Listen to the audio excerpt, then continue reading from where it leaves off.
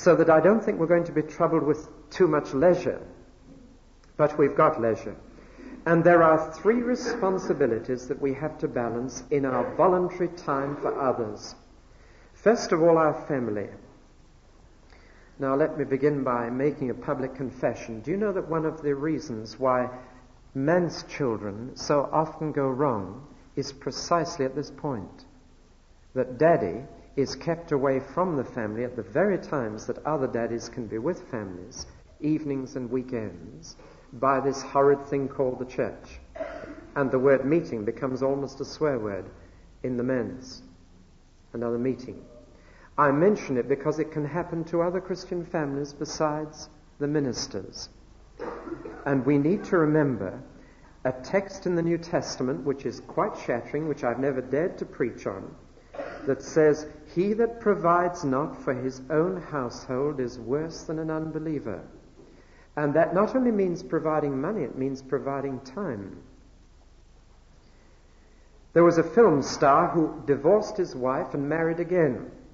And he felt a bit guilty about the first wife, so everything he bought for the second wife, he would buy the same for the first. If he bought the second a fur coat, he sent the first a fur coat. If he bought the second a car, he sent the first a car. And she lived in Italy with all these things. And a journalist interviewed her and said, "What do you think about it all?" And she said, "I'd rather have him. I'd rather have him." Sunday dinner has been called the sacrament of family life. Annual holidays are not enough. And I rejoice in the drift away from Sunday afternoon school for this reason.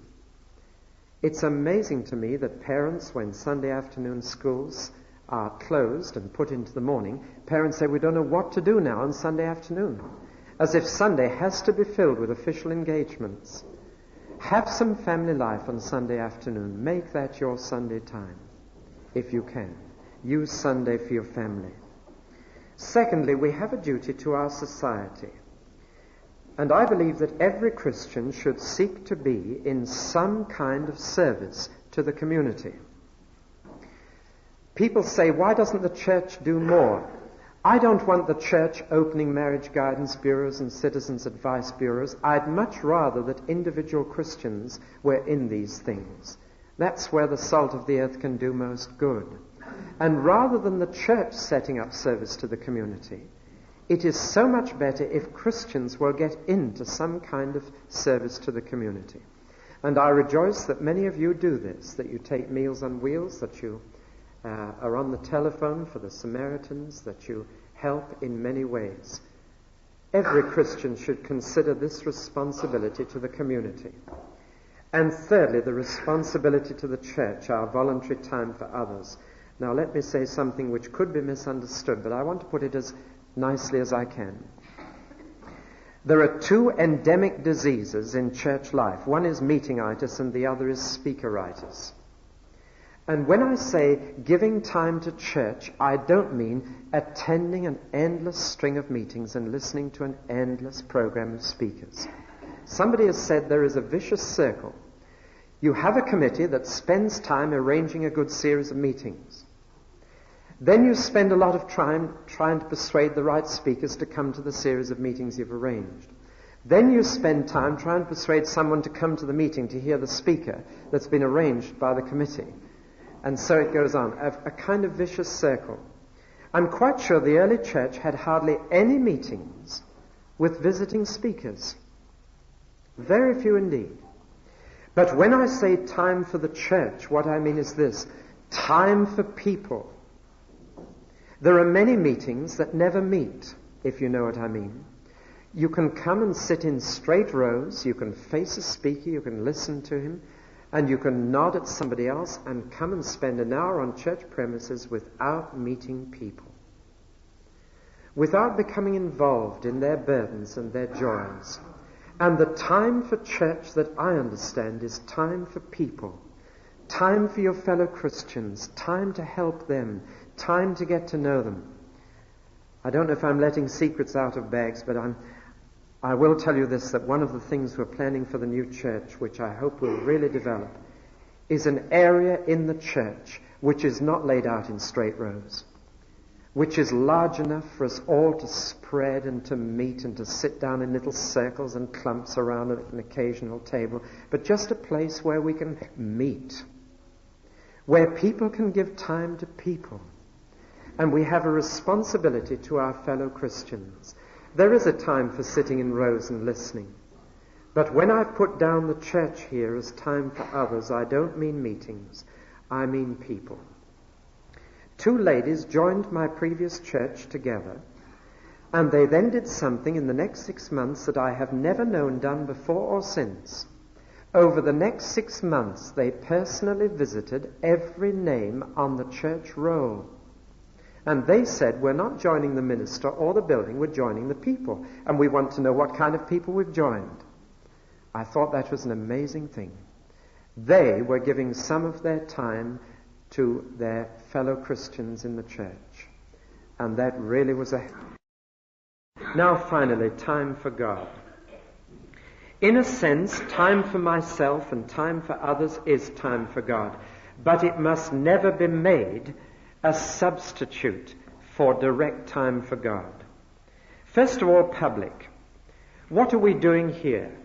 Why do we hold 2 services of worship? The answer is because we're giving time to God. The real test of our worship is not what we got from it, but what we gave to it, what God got out of it. In other words, we're not here just to get blessing. We're not here just to get help. We're here this morning to spend time in church saying, God, we love you. God, we want you to have some of our time. We're not concerned whether we get anything out of this or whether others get anything out of this. We want you to get something out of this. And to give a couple of hours on Sunday to do that is not out of the way. There are 2 notions in this country that I want to mention because I think they ought to be examined. One notion is that if a service goes up longer than 60 minutes, it's not a service. You know, not only looking, but shaking and listening after an hour. I don't know where we got this idea. If you went to Russia, you'd be sitting in church 3 hours.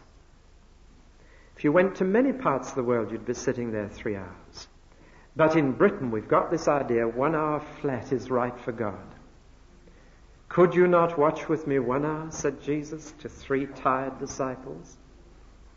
The other notion is that once a Sunday is your bit and your duty. Now, there are many who can't even come once, and there are many who can only come once because of duty. But for centuries and centuries, Christians have felt, almost instinctively, that it is good to begin and end the Lord's Day together. Of course, for the first 300 years of Christianity, Sunday was a working day, as we mentioned on Thursday, and they had to meet at 4 a.m. and 11 p.m. And as I said on Thursday, that sorts out the sheep from the goats pretty quickly. And if you worship at 4 a.m. and 11 p.m., you soon find out who the Lord's people are. But that's what they had to do for 3 centuries. And incidentally, those who would put us back under the Sabbath law, keep 1 day and 7 rest, ought also, by the same token, to put us back under a 6-day week. For the commandment says, 6 days shalt thou labor. But we're not under law. We're not under the Sabbath law. We're not legally bound to give 1 day and 7. But shall we who are not under law but under grace give less than those who were so bound? The real test then of our worship is what we give to it. Time for God. When you come into church and bow your head, say to God, God, I'm just here to give you an hour. I'm here to give you this time. I'm not here to get anything. I'm here to give you something. I'm here to give you just this time. I've given time to others. I've given time to myself. Now just a bit of time for you. Now that's public time, but what about private? I would question whether this boy loves this girl and this girl loves this boy if they never want to be alone together. I would question it. If you really love someone, don't you long to be alone? All right, you're at a family occasion, but you're with your fiancé at some reception or something. It's nice to be there, but don't you look forward to the time you'll have afterwards alone? And if I really love God, I shall want to give some time to Him alone.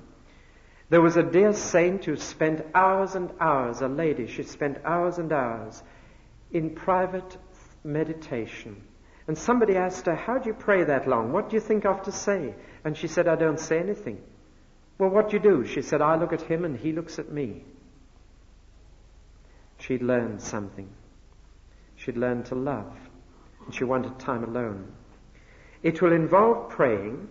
And I want you to notice, take time to be holy. Speak oft with thy Lord. It doesn't say to thy Lord. Speak oft with. There was another Scottish lady who once said this. She said, when I've got the men off to work and the children off to school, I throw my apron over my head and I'm in the Holy of Holies in no time. She again had learned to spend time alone.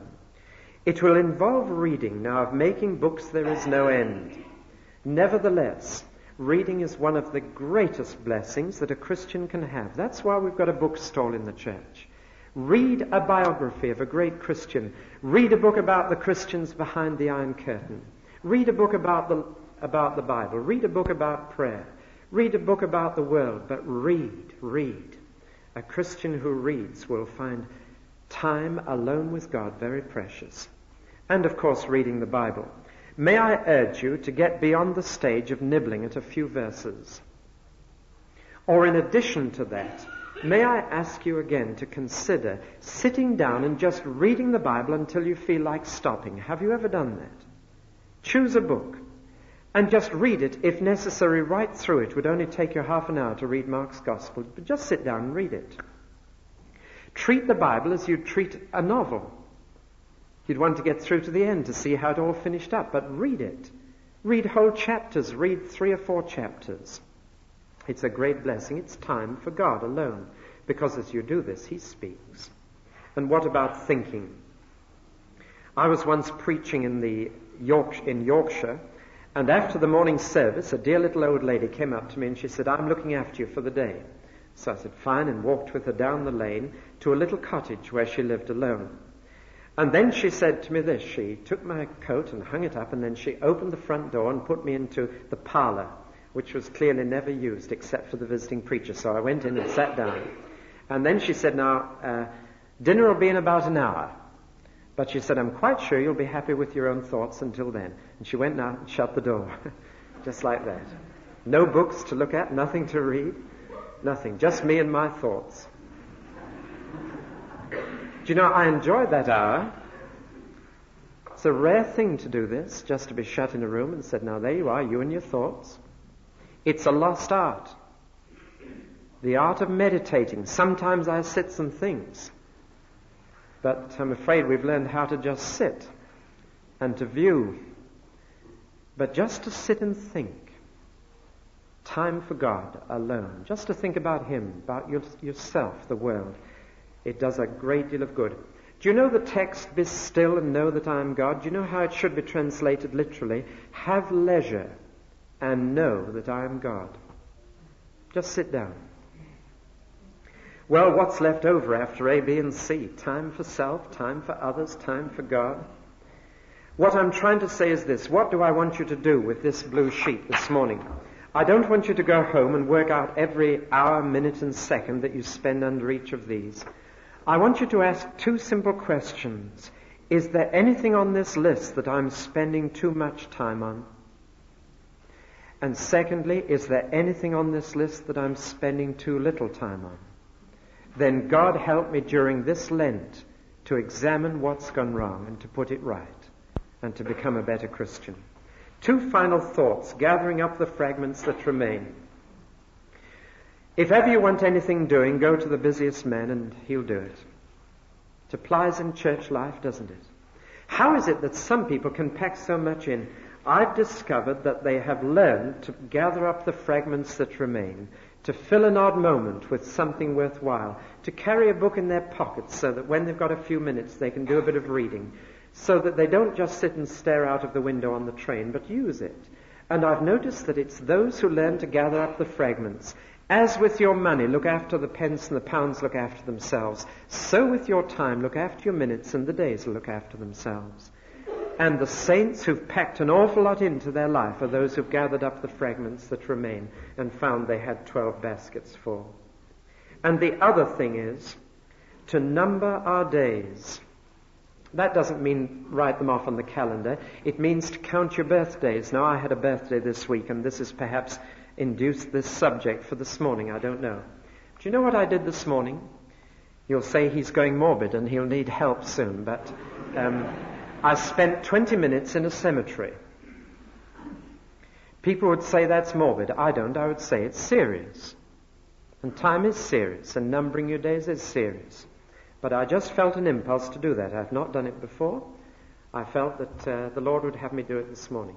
So I went up the hill to Guildford Cemetery. It's very quiet up there. And I just walked around and I read the stones. That can be quite an education. But it reminded me to number my days. I'm over halfway now, both in my working life and in my living life, according to the Scripture. I'm past the halfway mark. I'm on the downhill. And it's right to number my days and to say, how far have I got? I've had another birthday. I'm a year older, in figures at any rate. How far have I got? And as I walked along, I came to a gravestone that I wanted to read, and I looked at it, and it said on the gravestone, here lie the remains of Mr. So-and-so, Mayor of Guildford, Town Councillor, Borough Surveyor, Lay Preacher, Deacon, Sunday School Superintendent.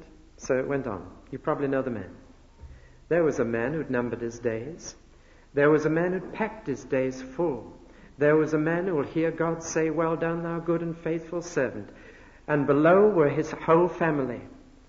And here was a man who's balanced his responsibilities. Here's a man who's redeemed the time. Here is a man who's given his time to himself, to others, and to God, and who died in old age after a full and useful life. The next stone I stopped at just had one thing on it. Teach us to number our days, that we may apply our hearts unto wisdom. I walked on and was suddenly battered by a noisy transistor radio with Radio 1 full blast, and my meditation stopped. So teach us then to number our days. May I finish by saying this. Life is much too short to do everything you want to do, and you'll always have to choose. But life is long enough to do everything God wants you to do. I'm going to ask you to bow your heads, and I'm going to read a meditation that I read last at the workshop on Thursday. Let us bow our heads. I went out, Lord, and men were coming out. They were coming and going, walking and running. Everything was rushing, cars, lorries, the street, the whole town. Men were rushing not to waste time. They were rushing after time, to catch up with time, to gain time. Goodbye, sir. Excuse me. I haven't time. I'll come back. I can't wait. I haven't time. I must end this letter. I haven't time. I'd love to help you, but I haven't time. I can't accept having no time. I can't think. I can't read. I'm swamped. I haven't time. I'd like to pray, but I haven't time. You understand, Lord, they simply haven't the time. The child is playing. He hasn't time right now. Later on. The schoolboy has his homework to do. He hasn't time. Later on. The student has his courses and so much work. He hasn't time. Later on. The young man is at his sports. He hasn't time. Later on. The young married man has his new house. He has to fix it up. He hasn't time. Later on.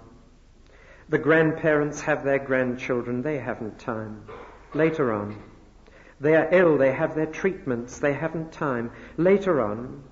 They are dying. They have no... Too late. They have no more time.